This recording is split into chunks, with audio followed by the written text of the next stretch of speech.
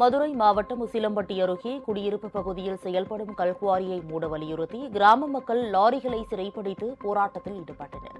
உசிலம்பட்டி அருகே பெருங்காமநல்லூர் ஊராட்சிக்குட்பட்ட சிவநாதபுரத்தில் 50க்கும் மேற்பட்ட குடியிருப்புகள் உள்ளன. இங்கு விவசாயம் முக்கிய தொழிலாக உள்ளது.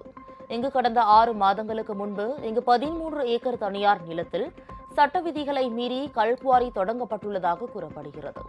இதனால் உடல் நலம், விவசாயம் பாதிக்கப்படுவதோடு அதிர்வால் வீடுகள் சேதமடைந்துள்ளதாக கூறி அப்பகுதி மக்கள் கல்குவாரி லாரிகளை சிறைப்பிடித்து போராட்டம் நடத்தினர்.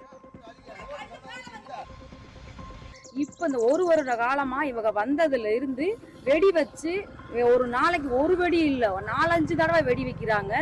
எங்களால் எந்த ஆடு மாடு வெளியேற்ற முடியல. எங்களால் வெளியில் வந்து விவசாயம் பார்க்குறோம், ஒரு களை எடுக்கிறோம், ஒரு காய் பிடுங்குறோமோ எங்களால் நிம்மதியாக பிடுங்க முடியல. அப்போ அவங்க வந்து எந்நேரமும் வைக்கிறாங்க, பகலையிலையும் வைக்கிறாங்க, இரவுலையும் வைக்கிறாங்க.